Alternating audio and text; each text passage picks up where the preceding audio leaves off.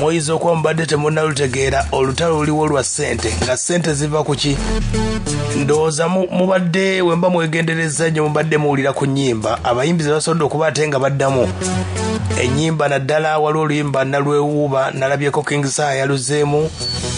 waliwo ennyimba waliwo oluyimba lwa dani mugula abagagga bantumye waliwo namuluuta Chris Evans yaluzeemu abayimbi bangi nnyo abajjukira oluyimba lwa Shiba yakuba yazzeemu oluyimba lwa Nabawanuka oluyimba lw'omukulu Fred Sebata ne Daddy Andre abajjukira oluyimba olwo bwe lwatambudde kati waliwo project bayita UGTUNES yasobodde okuba ate ng'eri mu ddiiru eno era ng'omudidi mungi nnyo kati ensonga zino nga bwe ziri ab'akadongo kamu beetemyetemyemu omukulu DJ Kikofira agamba nti ssente ze yafunye agenda kuba ate ng'ayamba ku baana b'akadongo kamu oba oli awo bafune kasente ako kati omukulu Walukagga nga ye chairman w'abayimbi b'akadongo kamu mu ggwanga Uganda ye vice kuba Kikofira ye president vice we Walukagga olugambo olutalo lubadde lwa bigambo nnyo n'esooka owulire emboozi eno bweri oyinza okuba obadde tonnabiwulyako naye tandikira wano osobole okuba ate ng'obimanya nti abasajja batabuse omukulu Walukagga ayagala bamuwe miliyoni 4 omukulu Kikofira agambye nedda tetugenda zikuwa oba ova mu kadongo kamuvaamu ensonga za ssente eza UGTUNES Walukagga ategeeza nti ezo ssente za looni era nga gavumenti yazireese Kikofira agamba nti Walukagga bulijjo ogamba toli wa gavumenti aleka lwaki oyagala ssente za gavumenti tugenda kukulabisa emboozi eri bwetyo naye ng'omukulu Walukagga obubaka bubadde bwe buti buwulire mpola mpola Walukagga atabuse ne mukoowe mukoje baleko nkugamba ebigambo bye lekera okunkozesa programu ez'ekyana ekyo siri mwana muto ndi muntu mukulu ate obuvunaanyizibwa and siri level eyo erimbibwa toli mukumbu you are not spoon feeding imitoli mukumpa mata ku jjiiko so kyongamba njagala kibeere nga kyongamba nina ebirime egy'okukola ko ngambe tulabagana olwaleero nkuba simu okuva ku makya tokwata simu muko ne bawala batandise okumanya ntuse ku office kitole natandika okuŋŋamba mbu nakukyaye olaba ebintu byotandise okuteekawo muko okugamba ebigambo bino olina akabadi kooteekawo kogamba mbu simanya nti okugjayo omuntu zino sente sira gavumenti tezazze nti nno bazituwa ndi tukyuke tuwagire gavumenti zazze specifically nga zaaba abayimba ennyimba era ezigenda okuvaamu sente z'abasajja ziddeyo this is a loan money sente za loan ezirina okukola amagoba ziddeyo so siri mukwegayirira ssente zino bwe mbanga sikola amagoba it's okay nzija ku listi nkwata obusente bwewampadde mbukuddize mukogamba ebigambo bwe mbanga ndi ku listi y'ennyimba ezo nkugamba ebigambo bino kitone nze nkuddira kitone si ayina okwera mu office awo wammanyiridde mbu nakukyaye when you're not around I'm the one who's supposed to be in that chair nga toliiwo nze nina okubaawo and I have a mandate to send away kitone outside that office according to the structures. Tukyagenda maaso obubaka bubadde buwanvu mbutemyetemye engeri gye mbufunyeemu omukulu ono Walukagga akyawanda omuleeri DJ Kikofira amutegeezezza nti olutalo luno ayinza okuba abadde awulira lwa Russia ne Ukraine naye n'olwakadongo kamu lugenda kuba bwe luti soleka kwekwasa kakodi yako muli mukukuta kati oline kapo kugamba ebigambo bino mukoba kitego omuntu agambako gwogamba nti muyeekera oba kitya nze oba nfula muyeekera oba kiki naye nze kubira esimu nkubuye nti kino kye bano baagala kukola bwe bati oba mpita muyeekera it's okay nga sente bwe zazze olwokompita omuyeekera olyokola abantu nonzita abantu olwokuba sente zimaze okujja mukonga olutalo terugenda kukoma era luyinza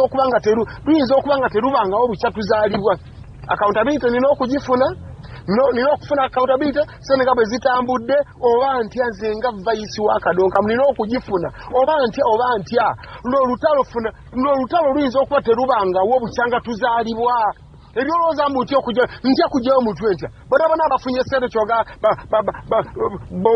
babbizo za byabufuzi buli muntu yenna abaza abantu abawera 1,000 abafunye ku sente ezo bino byabufuzi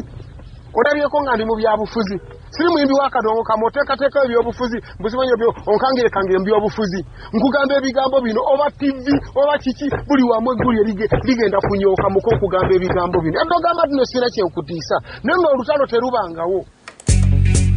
omuwulidde meeya wano kati Matyansi Walukagga ng'agamba omukulu ssentebe w'abayimbi b'akadongo kamu omukulu DJ Kikofira engabana ya sente eza UGTUNES ezazze enyimba zino ze baddamu ez'akadonkamu okuba ate nga basitula omutindo gw'akadonkamu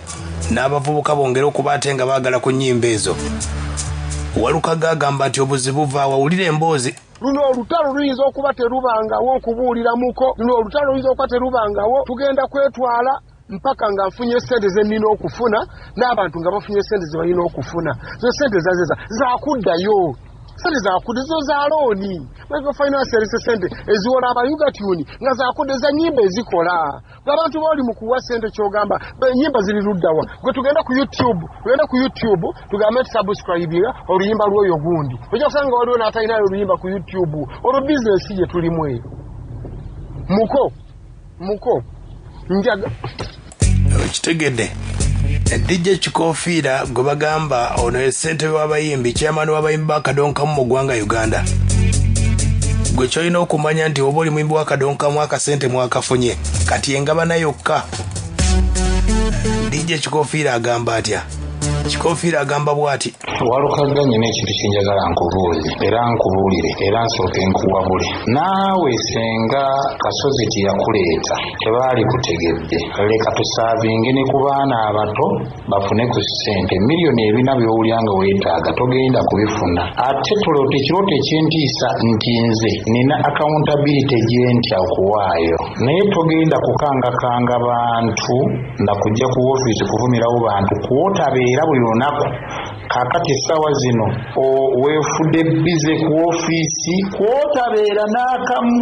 bekuba kusondera woofiisi nga tolabikangayo. Tutuuse n'okulaajana wano nga tulaajanira abayimbi bammemba bajje basasula woofiisi, wasasula mmeka ssebo ogamba nti obusente naye bwatuli bwakafuna kuba wabuwandiise. Ate buzze Walukagga ennyimba zo bwe ziva akadongo kamu era ajja kusigala ng'atunda ennyimba katulaajanira z'abafu nawe wafa. Abaana abato tulina okubasaavinga oba oyagala